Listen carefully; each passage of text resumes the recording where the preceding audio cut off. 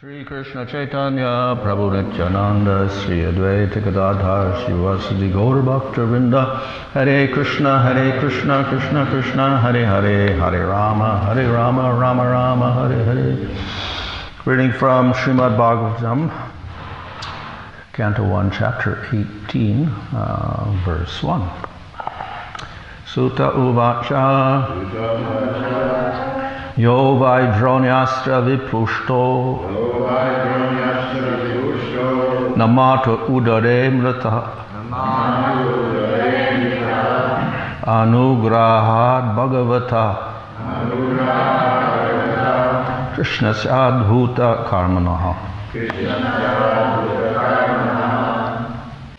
Sutta Uvacha.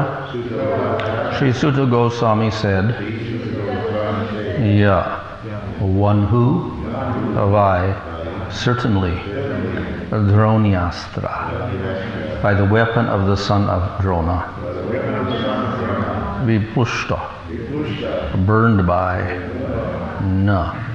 never, Matu, of the mother, Udare, in the womb, Mrita, met his death, Anugrahat, by the mercy, Bhagavata, of the personality of Godhead, Krishnasya, Krishna, Adbhuta Karmana, who acts wonderfully.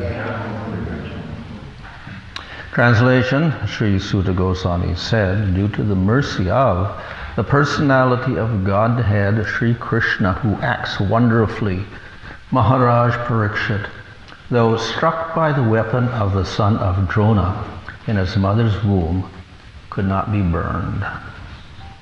Purport, the sages of Naimisaranya became struck with wonder after hearing about the wonderful administration of Maharaj Parikshit, especially in reference to his punishing the personality of Kali and making him completely unable to do any harm within the kingdom. Sutta Goswami was equally anxious to describe Maharaj Parikshit's wonderful birth and death, and this verse is stated by Sutta Goswami to increase the interest of the sages of Naimisaranya.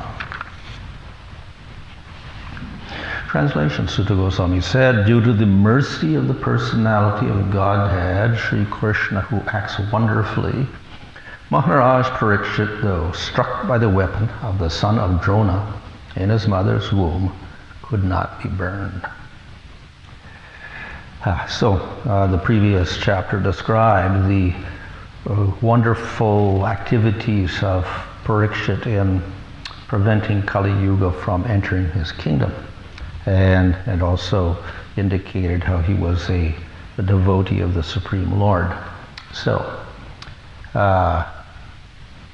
It is by the mercy of the Lord that the devotee becomes empowered to do wonderful things. So in this verse we see that Krishna is described as Adbhuta Karmanaha, one who performs most astonishing activities. And we'll see this is evident in Krishna's pastimes, which are described throughout the Bhagavatam. In fact, the Bhagavatam's purpose is to demonstrate how Krishna is able to perform activities that not even other forms of the Lord perform. In other words, he does the most remarkable things. Now we expect the Lord in any form to do surprising activities. So Vishnu or Ramchandra or Nrsimhadev or Varahadev, they all do very remarkable activities. For instance, Varaha lifts the whole of the Bhumandala out of the Garbhodak ocean, which no one else can do. And Nrsimhadev is able to kill not only Hiranyakasipu but all of his wicked soldiers as well. And Ramchandra kills Ravana and many other demons in most extraordinary way. So all of the forms of the Lord perform wonderful activities or surprising activities. But of all the forms of the Lord, Krishna performs the most wonderful activities. In the Nectar of Devotion, in the second part, that is a southern section, which begins to describe rasa. So in describing Vibhava, which means Krishna and his devotee, then Rupa Goswami describes the qualities of Krishna. So in that section we get the list of the 64 qualities of Krishna. Of course, 50 of those jivas can attain to a small degree, and 55 Shiva and a few other devatas can sometimes attain, and 60 qualities Vishnu can attain, and other forms of the Lord can attain. And then 4 qualities are reserved for Krishna, which make him very, very special. So those qualities, of course, are amazing in themselves. So those qualities are sweetness qualities. So Krishna has Madhurya Rupa. He has a very sweet form. Of course, all of the forms of the Lord have beauty. We see when the Lord appeared as Varaha from the mouth of Brahma, from the nose of Brahma, and he grew up very, very quickly, and he assumed the form of a huge boar in the sky. Of course, usually we think a boar is not very beautiful or graceful. It looks rather ugly. But when the devatas saw that form of Varaha, this is a beautiful boar, this is a remarkable boar, and they began praising this pig floating around in the sky, dancing in the clouds. So the Lord assumes all attractive forms, even if he is a pig or a horse or a snake or whatever, the most remarkable, the most beautiful. Of course, we should not associate this with material beauty at all. Of course, our conception is, okay, maybe pigs are not beautiful and dogs are more beautiful or cats are more beautiful, pigs and snakes are not ugly or whatever like that, but that's material connotation. So in the spiritual world, all the forms of the Lord are spiritual, and they're all beautiful by their very nature. They're Satchidananda, so they're quite different from material forms.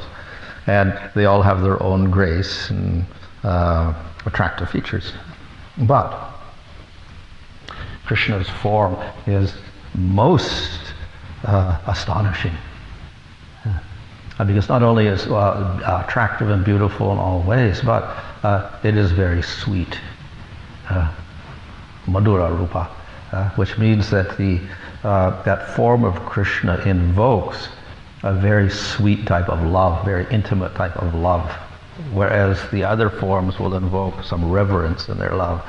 That form of Krishna will invoke a very, very intimate type of love, which we find in Vrindavan. So that sweetness is very remarkable. And of course, so Brahma and others see that form, they understand this is something special. They cannot even attain that type of appreciation of that form, but they can understand it is very, very special. So that is just one of his sweet qualities, and similarly he has, and of course that beauty which is sweet is astonishing. Because when anyone sees that form, that sweet form, they begin to transform, they get ecstatic symptoms, satvika bhavas, they begin to tremble, they faint and everything. Even the wives of the devatas become overcome with love for that form immediately on seeing that form. It is so sweet. So of course, the plants and the animals also, they start melting when they see that form. So very, very remarkable form. Most astonishing in its beauty. So of course, apart from that, then the form itself is one thing, but the qualities evoke sweetness in such a way that the pastimes of Krishna become much more intimate than the pastimes of any other form of the Lord. Now we have pastimes described here of Varaha and Nrsimhadev and Ramchandra. And in fact, we have the whole Ramayana dedicated to Ramchandra's pastimes, so they're all very attractive. And people like to hear these pastimes because they are very, very attractive. But Krishna's Leelas have special sweetness. their Madhurya Lila. So they have an astonishing intimacy in them that the other forms of the Lord do not manifest. So we'll find, for instance, the Damodar Lila, in which Krishna gets tied up by Mother Yasoda. So we'll not see that with Ramchandra or Nrsimhadev or others. We've never seen Nrsimhadev getting tied up or Ramchandra getting tied up. But Krishna gets tied up, and he cries also, and he runs away from Mother Yasoda in fear. So that is a very sweet pastime of Krishna. So Madhurya Lila is one of his qualities, and it's also very astonishing when the devotees hear of these pastimes of Krishna. And of course he has very sweet devotees. In fact, though all forms of the Lord are under the control of their devotees, like Vishnu is under the control of Ambarish, etc.,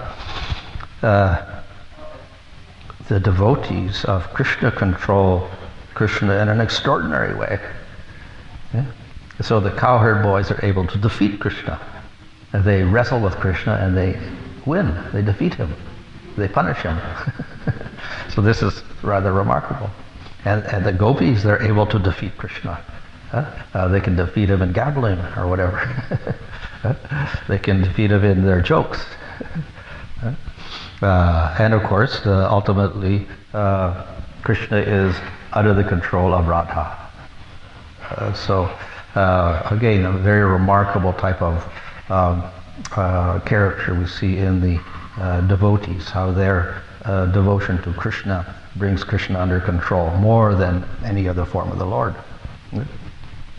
So very, very astonishing. And of course, people on a lesser level, they'll be quite astonished by this. How can the Lord get controlled by somebody? How can he get afraid of a stick of Mother Yasoda? How can he get tied up? It's rather incomprehensible for even some devotees of the Lord. The worshippers of Vishnu will get a little shocked when they see these pastimes. And then the fourth one is the sweet flute. The flute is just a little piece of wood. Very innocent looking piece of wood, but when Krishna plays that flute, everyone goes insane with love for Krishna. Anyone who hears that sound of the flute immediately goes into ecstatic symptoms and we would say madness because of the sound of the flute. It is so sweet, and it invokes that sweet type of love. So all these things are very, very astonishing. So these are the remarkable qualities of Krishna that when we talk about Adbhuta Karmana, he's got astonishing activities. So particularly in these the sweetness aspect of Krishna, his four qualities, he shows some very remarkable activities and qualities and pastimes, etc. But even for the other qualities, there are 5 qualities of Vishnu which distinguish him from Shiva and others. So among those qualities we have the quality of being the seed of the avatars. We know Mahavishnu is the seed of the avatars. So that's something that Shiva does not do, Brahma does not do, Devatas do not do. They cannot manifest the avatars like Vishnu can manifest the avatars. So that distinguishes him. But Krishna can also do that in a more remarkable way, more astonishing way. So we see in the Brahma Mohana Lila that Brahma, of course, understood that Vishnu is the source of the creation because Brahma himself came out of the navel of Vishnu. And then by his power, he was able to create the planetary systems and the bodies for the living entities. So he knows the power of Vishnu, and it's also astonishing power. But he saw Krishna playing with the cowherd boy, eating lunch with the cowherd boys. And then he thought, how can he be God? He's got food all over his body. He's got food in the left hand, food in the right hand, eating like this. He's giving food to his cowherd boy friends. He's not even clean. How can he be God? So then he played his whole pastime of stealing the cowherd boys and the calves and sticking them in the cave. And then he went away for some time, which turned out to be almost a year. And then he came back. And then he looked in the cave, and yes, the boys and the calves were there sleeping as he had put them. But then when he looked outside, then he saw all the calves and the cow, the same ones, outside playing with Krishna. And he got confused. Then he went back and looked in the cave, and there they were. Then he looked outside, they were also there. And so then he thought, wow, who are the real ones? Or maybe they're both unreal, whatever. But he got very confused. What is happening? And then he looked at those calves and cowherd boys, and suddenly they turned into millions of forms of Vishnu. There are millions and millions of calves, and there's millions and millions of cowherd boys, and they were all Krishna. And they turned into Vishnu forms suddenly. And each Vishnu form, which means millions and millions and millions of Vishnus, were standing there, and they were manifesting from them a universe with a Brahma and a Shiva and all the Devatas, all the planetary systems, all the material elements, the rivers and the mountains and whatever. Each Vishnu was manifesting all of these things.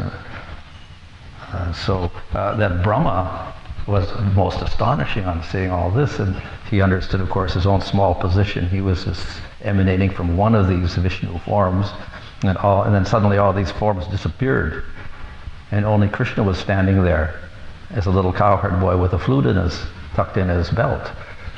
A cowherd boy. And then suddenly Brahma realized, Krishna is the source of all the Vishnu forms who are manifesting all of the universes and all of the avatars. So though Vishnu is the source of all the avatars, he's the seed of all the avatars, Krishna is the seed of all the Vishnu forms who manifest all of the avatars. So he showed something more remarkable than even Vishnu in terms of Vishnu's qualities. So that is just one example of that. Another quality of Vishnu that distinguishes him from Shiva and others is that even the Atmaramas become attracted to the form of Vishnu. So we have the example of the Kumaras, they're Shantarasa, and they like Brahman, etc., but they become attracted to Vishnu. So, and of course we know that the Atmarama verse in the Bhagavatam, that even the Atmaramas become attracted to the hearing the pastimes of the Supreme Lord. So, in other words, the sages are more attracted to Bhagavan than they are to Brahman. So the Lord has got that quality. That's one of the qualities of Vishnu. He can attract even the sages who are meditating on Brahman and personalism. But with Krishna is something more remarkable. Not only he attracts the Atmaramas, he also attracts Vishnu. Even Vishnu becomes attracted to Krishna. So that's more remarkable. It's a very astonishing quality again of Supreme Lord. So in this way we see the Krishna can manifest remarkable pastimes, remarkable qualities, more than any other form of the Supreme Lord, and of course more than any Jiva or Devat or anything else in existence. So that's why Krishna is called Adbhuta Karmana. He's most astonishing in his activities. So Adbhuta means astonishment. Astonishment is also one of the rasas, secondary rasa, this Adbhuta rasa, astonishment. And of course in spiritual rasa, this is has to be related with primary rasa. We can't, unless we have the primary rasas, the other ones don't manifest. If they do, they're material rasas. So we have fear acting independently in the material world. We have anger operating independently in the material world. There's no primary rasa with that at all. You don't have to have a loving relationship in order to express anger. Because people who are angry and fearful and whatever, they got no relationship, positive relationships at all. But in the spiritual world, with Krishna and his devotees, everything is based upon these relationships of Shanta, Dasya, Sakya, Vatsalya, Madhurya. Then we have these other Adbhuta Rasa and fear and anger, etc., in relation to that only, arising from that.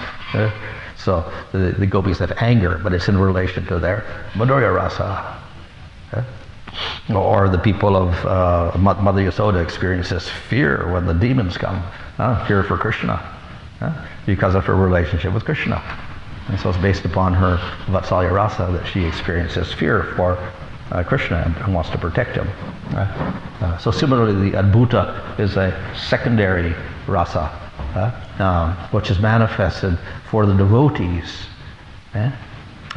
So in no way it's a disturbance to their rasa. It rather enhances the quality of their love when they see the astonishing nature of Krishna's pastimes, and they open their mouths and say, like that. It is because it enhances their relationship of Madhurya Rasa or Sakya Rasa or Vatsalya Rasa or Dasya Rasa or even Shanta Rasa.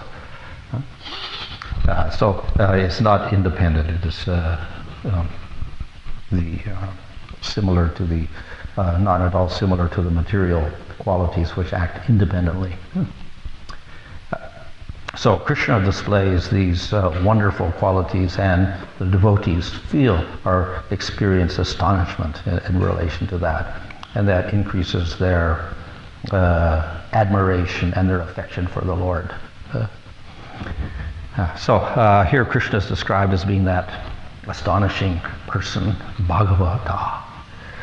So Krishna is described as Bhagavan,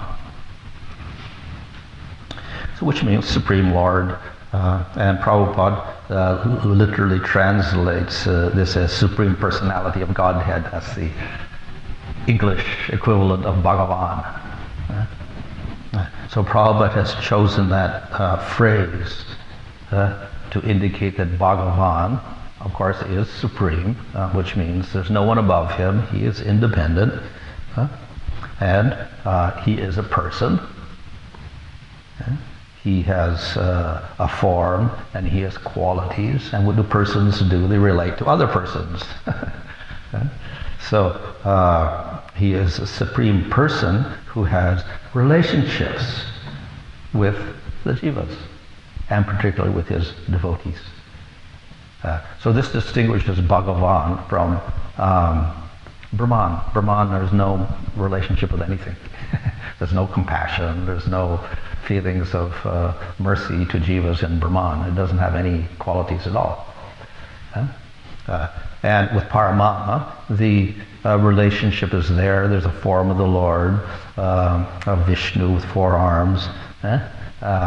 But we don't have a great display of qualities in relation to Paramatma, because he functions to manifest the material world and witness all the activities of the jivas in the material world. So he wants a neutral observer of everything, and he fulfills the desires of the jivas in the material world. But we don't get all the manifestation of qualities that we see in Bhagavan in relation to his devotees. So that's a form of Paramatma. When he starts relating with his devotees, then he becomes Bhagavan. He may be the same form, Vishnu, but he's Bhagavan in the spiritual world, where he has relationships with his various devotees. Or he can have different forms like Varaha and Nrsimhadev and Krishna. So Bhagavan means he is a person, and he's that supreme person, which means that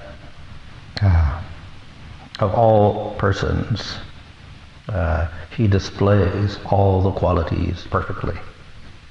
So we can say that the 60 or 64 qualities, this is Supreme Personality of Godhead. He's greater than Shiva, greater than Jivas or anyone else. So 60 or 64 qualities. And of course Krishna has the 4 extra qualities that makes him the Supreme Personality of Godhead. So we call that Bhagavan Swayam, or Swayam Bhagavan, to distinguish him from the other forms of the Lord, because of the 4 extra qualities. In any case, the Supreme Personality of Godhead defines all of these forms of Bhagavan, who display wonderful qualities, particularly in relation to their devotees. So when we get a manifestation of 60 qualities or 64 qualities of Krishna, these are manifested in relation to devotees. All they manifest because of the devotees. So this is Bhagavan, Supreme Personality. And Godhead, of course, indicates that this is completely spiritual. He's the spiritual entity of heart, uncontaminated, eternal, separate from the material world completely. So this is Bhagavan. And as I said, Krishna is distinguished by being called Bhagavan Swayam or Swayam Bhagavan. And that is the whole, we can say, the theme of the Bhagavatam, which has already been presented as Krishnastu Bhagavan Swayam. And that particular phrase, of course, has been mentioned in the Chaitanya Charitamrita as indicating, as the proof that Krishna is the highest form of the Lord. And of course our Goswamis like Jiva Goswami and Vishnu Chakrabarti, then they comment on this phrase and they tell us this is the key phrase of the whole Bhagavatam. The whole purpose of the Bhagavatam is to show that Krishna is the highest form and therefore everybody should worship Krishna. So therefore this Krishna is this Bhagavan in the highest form with not only astonishing activities but extremely astonishing activities, and not just astonishing but extremely sweet activities, most remarkable activities. There's another quality of Bhagavan that distinguishes him from the Jivas and from Shiva, and that quality is that if he kills a demon, he does not make him go to hell. So that's the general characteristic. If Vishnu kills a demon, then he doesn't go to hell. If Nrsimhadev kills Hiranyakasipu, he doesn't go to hell. He gets born again as Ravana or whatever. Rama kills Ravana, he doesn't go to hell, then he becomes Shishupala. So when they kill a demon, they don't condemn him. He gets a nice birth and he can enjoy nicely on earth or in heaven or somewhere. But when Krishna kills a demon, more remarkable. He can liberate the demon and give him Sayuja Mukti, or he can take the demon to the spiritual world and they get a spiritual body, Aghasura or Putana. So that's something we don't see with the other forms of the Lord even, but it's a remarkable form of remarkable activity of Krishna. So most astonishing. In fact, when Aghasura was killed by Krishna, then he saw the jiva was kind of there as a glowing substance, and then emerged into Krishna.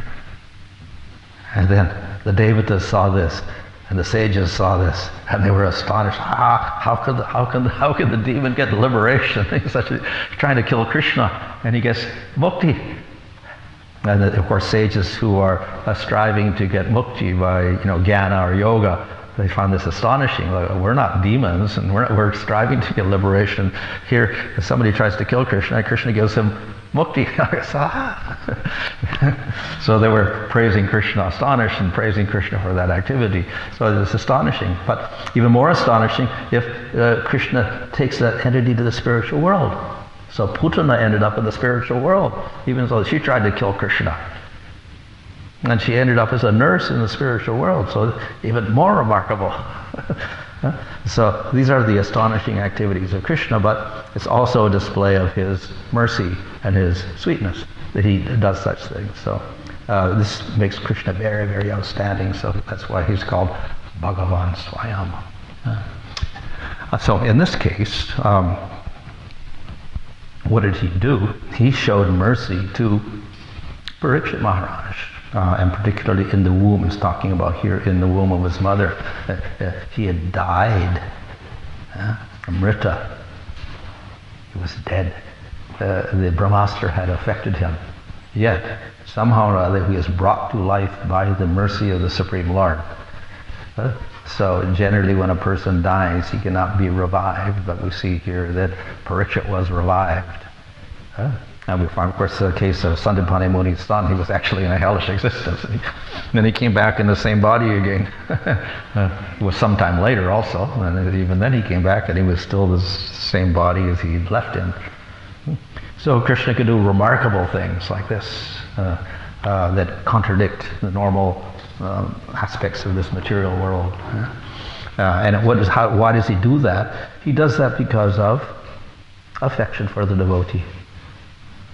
So this is the most remarkable quality of the Supreme Lord. Like we have Bhagavan, and we say he is full of all powers, all opulences, virya, aishvarya, jnana, vairagya, etc. There's all these qualities. But more remarkable than that is the mercy of the Lord. He's very affectionate towards the devotees particularly. So that's the outstanding quality of the Supreme Lord. He is Bhakta Vatsala. So though he has many qualities that show powers, his mercy aspect is the most wonderful quality of the Supreme Lord.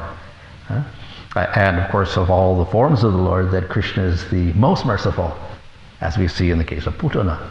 He gives mercy to someone who was trying to kill him in the most tricky way by poisoning him and putting poison on her breast and having Krishna suck her breast.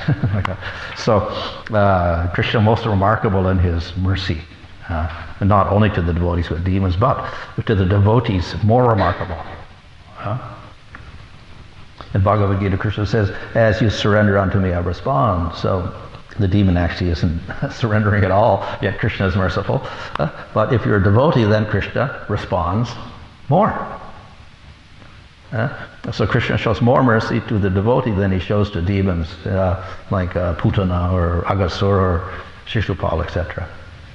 He shows greater mercy to them. So in this case, he brought back Parikshit from death and rescued him and brought him back to life again. So from even before he came out of the womb, he was blessed by the Supreme Lord. He got his mercy. And why was that? Because he was also a great devotee. If one is a devotee of the Lord, then Krishna shows great mercy. So the mercy of the Lord, and the remarkable mercy, is a sign that Krishna was, that the devotee, Parikshit, was a remarkable devotee, and therefore Krishna was very, very merciful to him. He showed his mercy in that way. Okay, any question?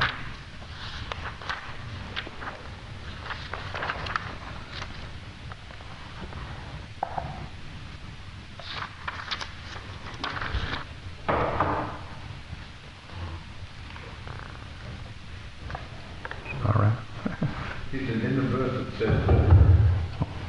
the verse says that Maharaj Parikshit's body wasn't burned. Translation. Yeah, Prabhupada actually later on in one Prabhupada said, even though his body was burned. So I have heard that his body was burned and Krishna renewed his body. Have you read anything like that? Yeah, in the Mahabharata, actually, he was lifeless. Yeah. I think he came out lifeless. He came out lifeless, and then Krishna held him in his hands, and then he came back to life like that. So it's a little bit of a different story. I think in the Bhagavatam it describes how he was in the womb, and then the rays of the Brahmastra were coming to burn him, and then Vishnu appeared and he protected him somehow or other. So, and that way he couldn't get burned. Yeah, so slightly different story. Yeah.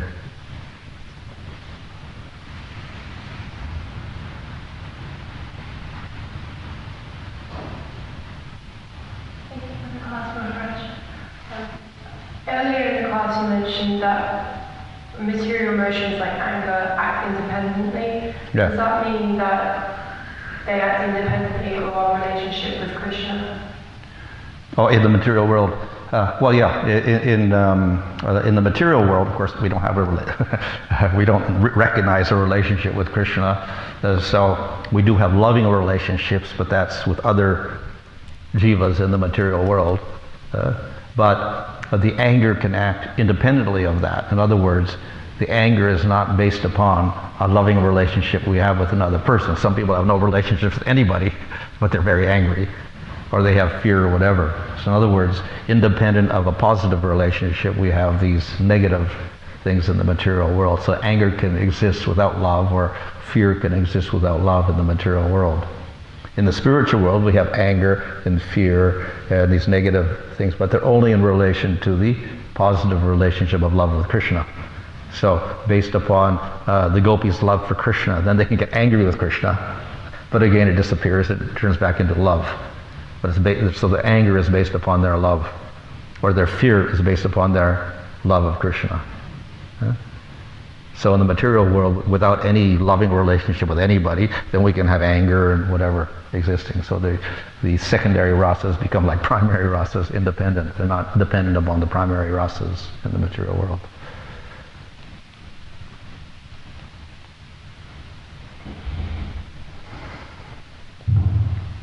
It appears that these contradictory statements in the scriptures, which says that Krishna says that I reciprocate to the degree of one's surrender, and at the same time the demons give liberation. So one might say that I'm going to give liberation anyway. Why should I act for God? Yeah. Well, not anyway, because you can only get that liberation if you happen to be born, fortunately, at the time when Krishna appears in the material world, and then you get killed by him.